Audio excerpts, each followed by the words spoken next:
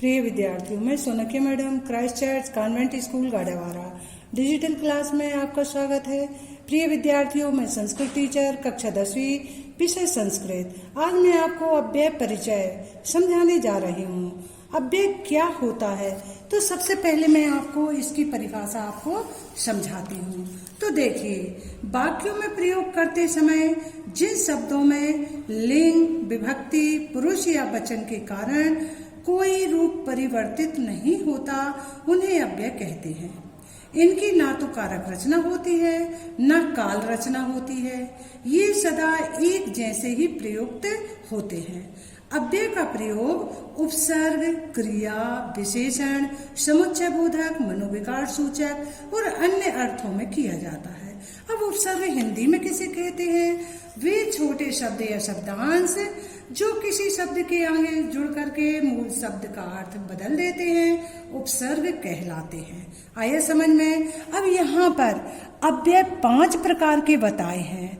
तो देखिए, पहला उपसर्ग, क्रिया विशेषण, चांदी, समुच्चय बोधक और विस्मयादि बोधक। तो उपसर्ग की तो मैंने आपको परिभाषा बता दी।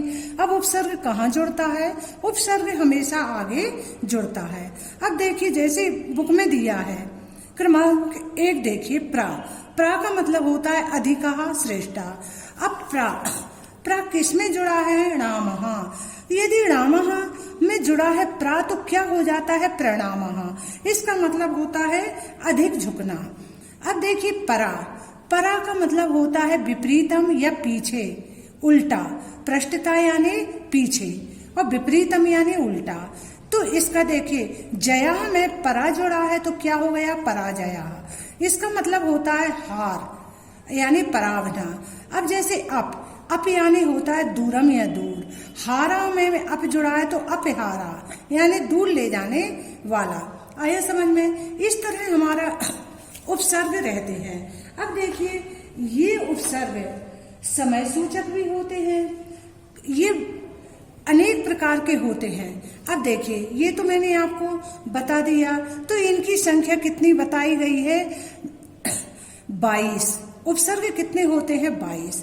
अब इनके देखो, जैसे क्या है? प्रा है, परा, अप, सम, अनु, अब, निश, निर, दुस, दुर, वी, आंग्ल, नी, अधि, अपि, अति, सु, उत, अभि, परि, अति, प्रति, परि, उप, प्रादयः, उपसर्गः। तो ये इनकी संख्या हो गई कितनी?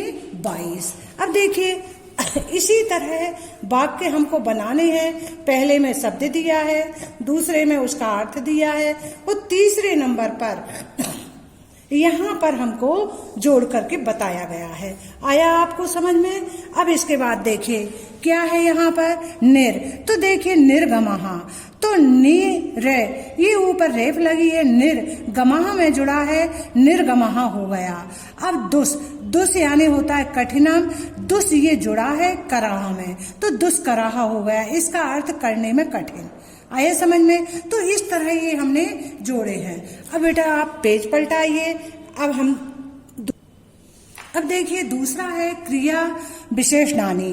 तो इसमें क्रिया विशेषणानि में देखिए, कतिपय क्रिया विशेषण शब्दा अपि अव्यय शब्दा भवन्ति है।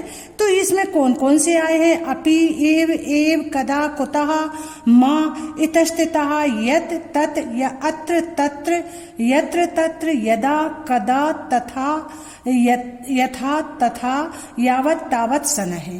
तो ये अव्यय आए हैं। अब इनका प्रयोग कहाँ हुआ है? देखिए, अपि यानी होता है भी, इव यानी समान, एव यानी ही, कदा यानी कब, कुतः यानी कहाँ से, मा यानी नहीं, इतस्तता इधर उधर, यत तत्, अत्र यानी यहाँ, तत्र यानी वहाँ, यत्र तत्र जहाँ तहाँ, यदा तदा जब तब, यथा तथा जैसा तैसा, यावत तावत। तो ये सभी के दिए हैं। तो ये क्रिया विशेषण में है। इनमें इनको लगा करके ये वाक्य बनाए गए हैं। ये ज्यों के त्यों रहते हैं, इनमें कोई परिवर्तन नहीं होता है।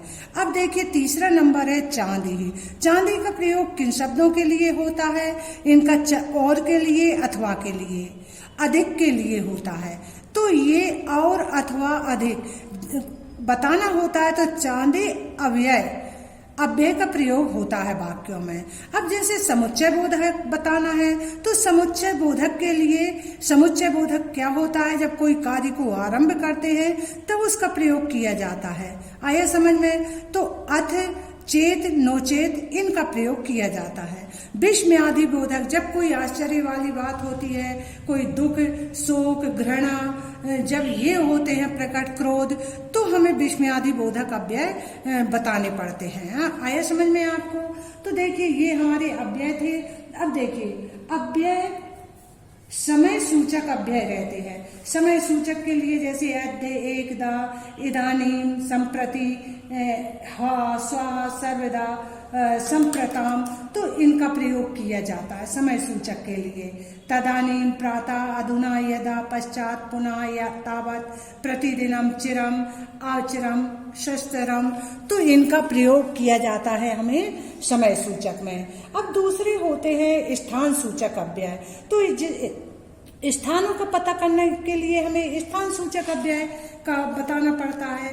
जैसे अत्र यानी यहाँ, यत्र यानी जहाँ, अन्यत्र, उच्चय, पृष्ठता, अधः, सर्वता, मध्य, कुत्रचित, यतः, वही, परितः, उभयतः, तत्र, सर्वत्र, नीचे, पुरतः, और समन्नात्, अग्रे, पश्चात, ततः, तो इनके लिए हमें स्थान सूचक अव्यय बताना पड़ता है।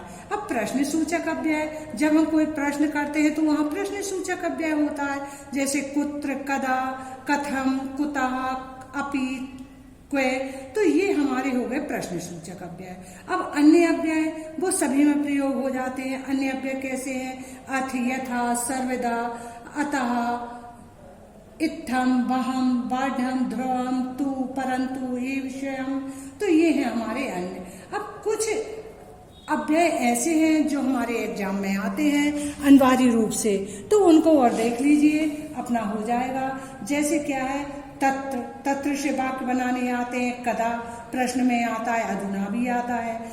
तत्र यानी वहाँ, कदा यानी कब, अधुना यानी अभी, अद्य यानी आज, श्वः यानी आने वाला, हया यानी बीता हुआ कल, अत्र यानी यहाँ, यत्र यानी जहाँ, सर्वत्र यानी सब जगह, कुत्र यानी कहाँ, तत्र यानी वहाँ, इदानीं इस समय, तदानीं उस समय, प्रातः यानी सुबह, सायं यानी शाम, दिवा यानी दिन में, रात्र यानी रात में, उच्च यानी जोर से, शनैः यानी धीरे, सहसा यानी अचानक, यतः यानी क्योंकि, यतः यानी इसलिए, यदा यानी जब, यदि यानी यदि, पृथक यानी अलग, नाना यानी अनेक, चा यानी और। आया बेटा समझ में? तो ये आते हैं।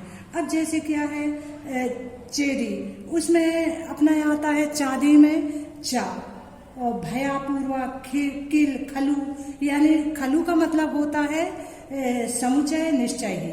और तू, किंतु का परंतु होता है, तू का होता है परंतु। आया क्रमशः का बारी बारी, यावत तावत का जब जब, अलम का बस करो, वही का बाहर, माँ का नहीं, अपी का भी। आया बेटा समझ में? अहिर्निशम यानी रात और दिन, सह यानी साथ में। तो इतने अव्यय हो गए अपने। आया समझ में? तो अव्यय आप समझ गए अव्यय क्या होता है, अव्यय का प्रयोग कहाँ होता है, तो ये कितने प्रकार के होते हैं, इन उपसर्ग की संख्या कितनी होती है, मैंने आपको पूरा बता दिया है। आपने ध्यान दिया होगा। यदि आपको समझ में नहीं आता तो आप फिर से वीडियो खोल करके देख सकते हैं। तो अव्यय आपको 5 ही याद करना है।